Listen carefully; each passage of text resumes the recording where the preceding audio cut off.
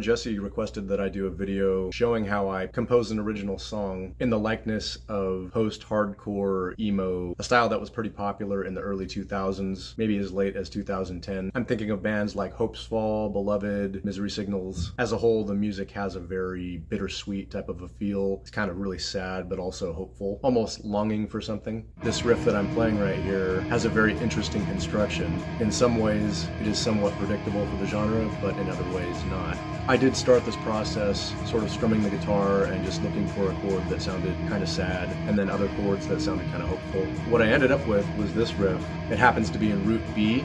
The first bass tone is A flat, which means we're in a minor mode. The second measure does something pretty odd. It goes from an E flat, and then in the middle of the measure, it goes to E, which qualifies as a Lydian, and so the riff takes on a more uplifting sound at that point. The fourth, fifth, and sixth measures use the bass note D flat, which in this context acts like the Dorian mode. And then measures 7 and 8 have the bass playing an E, which in this context is Lydian. So it ends on a positive note, even though the timing is a little bit unconventional, and ultimately everything is in 4/4. We're going to stay pretty consistent with the tempos and 7-tone Western scales of root B, but just jumping around modes to suit the interest of this genre of music.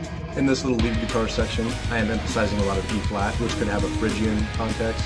I think it darkens up the part a little bit, so it's not just sad, but also a little bit dread. Palm muting sections in these songs can take on a lot of different modes and still sound good, as long as they're consistent with the scales and modes. We're going to start by moving some notes around, changing patterns, make sure the kick drum is matching the palm mutes for a little bit more energy, but we're still using notes from the same root B. The lead comes in with an F sharp and ends on an F sharp, which in context could be seen like the Mixolydian mode, which is a little bit more uplifting. I think it kind of softens the sadness of this part. In this next section, we're going to play around with some palm mutes into single notes, which has a really cool sound. Most of the palm mutes are in E, so this is going to be a very triumphant, uplifting sounding part, with the single notes providing additional shape and context.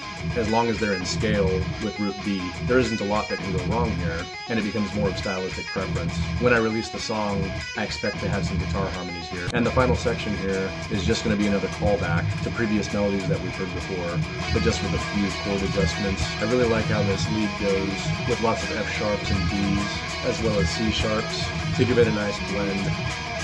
I hope you enjoyed that genre breakdown and this tutorial. Thanks for watching.